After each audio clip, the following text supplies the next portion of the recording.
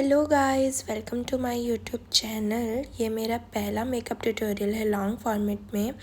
Makeup तो मैं बहुत टाइम से कर रही हूँ, पर मैंने कभी यूट्यूब का सोचा नहीं था। पर फाइनली अब मैं स्टार्ट कर रही हूँ और मैं एक वीक में 2 लॉन्ग फॉर्मेट में ट्यूटोरियल आपके लिए डालूँगी, वो भी सारे रियल क्लाइंट्स के, मॉडल्स के नहीं, जो मैं डेली में बेसिस पे रियल क्लाइंट्स पे मेकअप करती हूँ, उनके ट्यूटोरियल्स मैं इसमें डालूँगी।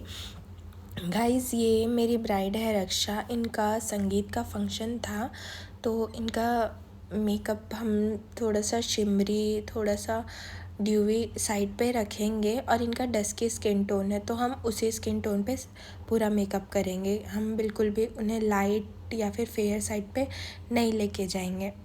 Okay guys, dusky skin tone पे काम करते वक्त हमें करेक्शन को बहुत अच्छे से करना पड़ता है, क्योंकि डस्की स्किन टोन पे जनरली पिगमेंटेशन अच्छे से विजिबल नहीं होता। तो आप ट्राई कीजिए कि आप पहले ऑरेंज करेक्टर ही यूज़ कीजिए, फिर उसे न्यूट्रलाइज़ कीजिए। डायरेक्ट किसी डार्क कंसीलर से मत करिए। तो इसीलिए सबसे पहले मैं एक ऑरेंज क्रीम कंसीलर ले रही हूँ और उसे पूरे पिगमेंटेशन और डार्क एरियाज़ पे कवर कर रही हूँ। फिर एक स्पंज से मैं हल्का हल्का उसे डैब करूँगी। आपको इतना ज़्यादा भी डैब नहीं करना है कि वहाँ से पूरा प्रोडक्ट हट जाए, नहीं तो बाद में फिर वो ग्रे होने के उसके चांसेस हो जाते हैं। फिर उसके बाद मैं गले को भी कवर कर रही हूँ, क्योंकि गले में भी थोड़ी सी मुझे लगी कि पिगमेंटेशन की प्रॉब्लम है, और अगर मैं डायरेक्ट फाउंडेशन लगा देती तो वो भी थोड़ा सा डार्क हो जाता बाद में। उसके बाद मैं एक उनके सिमिलर स्किन टोन के शेड का कंसीलर लेके पूरे फेस को न्यूट्रलाइज़ करूँगी, क्योंकि ऑरेंज के ऊपर हम डायरेक्ट फाउंडेशन नहीं लगा सकते। फिर बाद में फाउंडेशन भी ऑरेंज या येलो टर्न हो जाता है। ठीक है, मेरी जो ब्राइड थी वो गाइस बहुत बबली ब्राइड थी। हमने बहुत बातें की, मेरे को मेकअप करते वक्त बहुत मज़ा आया। मतलब मैं बिल्कुल भी बोर नहीं हुई उनका मेकअप करते वक्त। और वो इतनी ज़्यादा थक गई थी गाइस, इतनी ज़्यादा थक गई थी, आप आगे चल के देखना कि वो मेकअप के बीच में सो भी जा रही थी। वो हमको उनके सिर पे ऐसे सपोर्ट देकर मेकअप करना पड़ रहा था।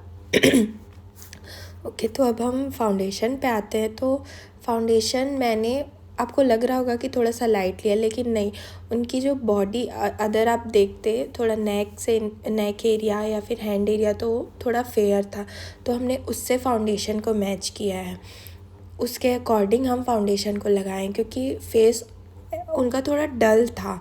अगर हम उस पे जाते तो उनका फेस और डल दिखता, इसलिए मैंने थोड़ा सा लाइट शेड उनके नेक एरिया से मैच करते हुए फेस पे लगाया है। और पहले हमेशा मैं हाफ फेस पे फाउंडेशन लगाती हूँ, उसके बाद उसे ब्लेंड करती हूँ, उसके बाद दूसरे साइड में फाउंडेशन लगा के ब्लेंड करती हूँ, क्योंकि जनरली अगर आप पूरे फेस पे लगा दो तो ड्राई होने के चांसेस हो जाते हैं, फिर वो बाद में पैचेस पड़ जाते हैं। इसलिए हाफ फेस में लगाओ, उसे ब्लेंड करो, फिर हाफ फेस में लगाओ, फिर उसे ब्लेंड करो, आपके पास प्रॉपर टाइम रहता है।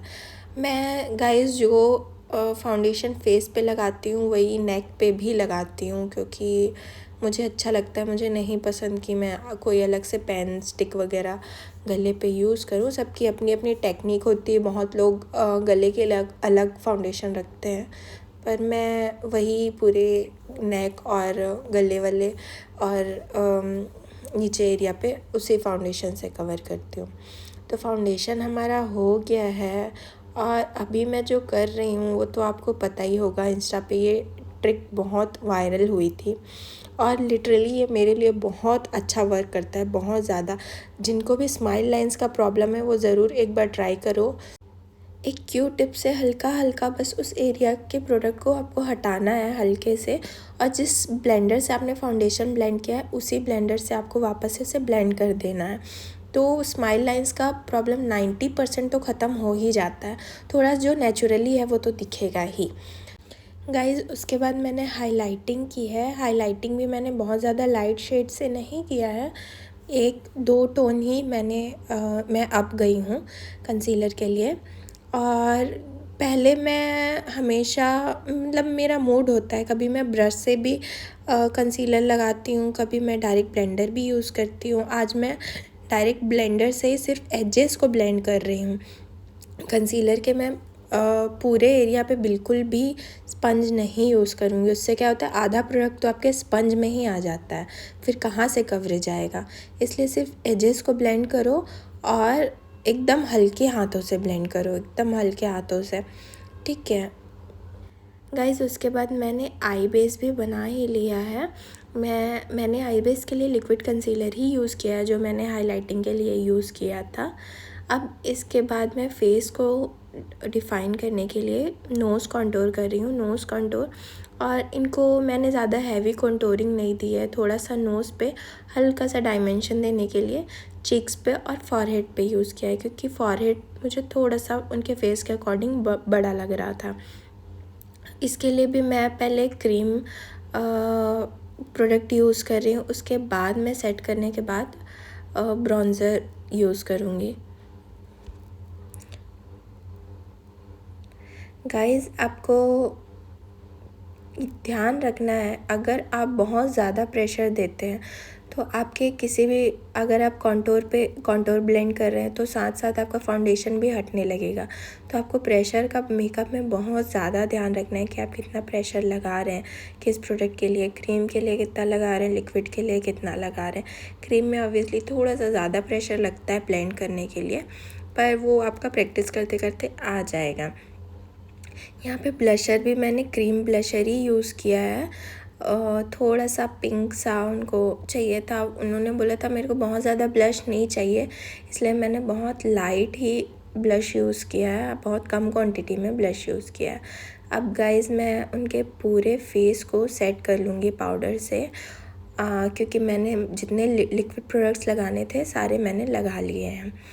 आई मेकअप के लिए मैं बहुत सिंपल सा आई मेकअप करने का सोचा था गाइज़। मैंने सोचा था मैं उनको ब्लू लाइनर वाला लुक दूंगी, इसलिए मैं बस आउटर कॉर्नर पे एक ब्राउन सा शेड लगा रही हूँ, थोड़ा सा बाहर आईज से बाहर निकालते हुए विंग सा लुक दे रही हूँ ब्राउन आई शेडो से। उसके बाद एक थोड़ा सा डार्क ब्राउन आई शेडो लेके मैं आउटर कॉर्नर पे थोड़ा सा डेप्थ क्रिएट कर रही हूँ। उससे क्या होता है, आईज़ को एक शेप मिलता है, एक डायमेंशन मिलता है, अगर आप आउटर कॉर्नर को हल्का सा डार्क दे रहे हो। गाइज़, आप देख सकते हो मेरी ब्राइड यहाँ पे सो गई थी अचानक। जब भी आपकी आंखों पे ब्रशेस चलती है ना और आप बहुत ज़्यादा थके हुए तो नींद आ ही जाती है, कॉमन प्रॉब्लम होती है अभी के टाइम पे। ओके, तो मैंने फिर इनर कॉर्नर पे एक वाइट या फिर बेज आई शेडो यूज़ किया है क्रीम कलर का, ताकि मैं उनके आइज़ को थोड़ा सा बड़ा दिखा सकूं। उसके बाद मैंने लैश लाइन पे एक ब्लू क्रीम काजल यूज़ किया है, ब्लू कलर का काजल यूज़ किया है। ये काजल मैंने रैंडमली लिया था गाइज़, लेकिन ये इतना अच्छा लगता है ना, मुझे इतना अच्छा लगता है। ऑलमोस्ट सारे अभी के टाइम पे जो ब्लू शेड्स के आउटफिट आ रहे हैं उस पर ये चल जाता है ना, प्यारा शेड है। मैं बस उसे हल्का सा 1-2 स्ट्रोक लगाती हूँ और स्मच करती हूँ, इतना इनफ होता है, बहुत अच्छी इंटेंसिटी है इसकी। उसके बाद मैं एक आई शेडो लूँगी ब्लू कलर का और उसको उसके ऊपर स्मच करूँगी ताकि वो फैले ना। क्या होता है, अगर आप क्रीम को उसके ऊपर टॉपअप नहीं करते हो पाउडर आई शेडो से तो उसके फैलने के चांसेस बहुत ज़्यादा हो जाते हैं। तो मैं एक ब्लू आई शेडो से ही उसे ब्लेंड कर रही हूँ हल्का हल्का सा, ताकि वो वहीं पे लॉक हो जाए।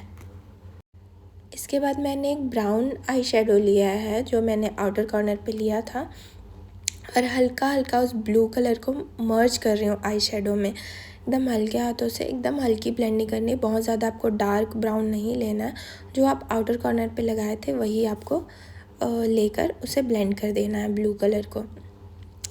बस इसके बाद आपको एक लेना है शिमर लेना है। शिमर आप आउटफिट के अकॉर्डिंग कुछ भी ले सकते हो। जैसे इनका नाइट का फंक्शन था तो कल ब्राइडल पे हमें थोड़ा सा हैवी ग्लिटर पे जाना था, तो आज हम ज़्यादा ग्लिटरी नहीं कर रहे हैं, आज हम हल्का सा शिमर ले रहे हैं।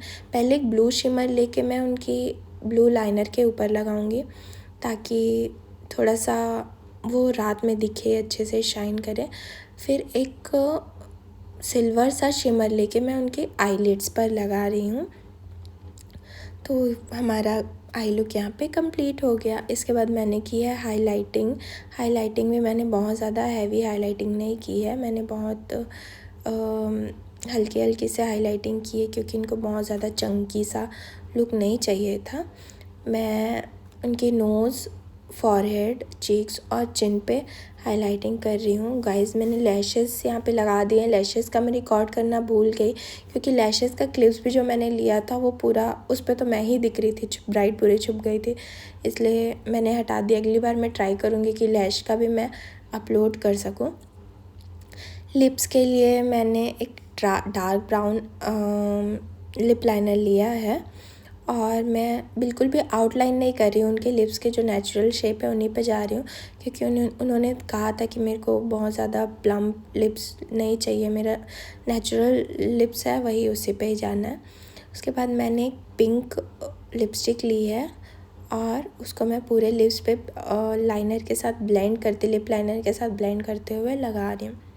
बहुत ज़्यादा डार्क शेड मैंने नहीं लगाया था क्योंकि मुझे उतना ज़्यादा नहीं पसंद और ब्राइड ने भी कहा कि मुझे थोड़ा सा सटल जाना है।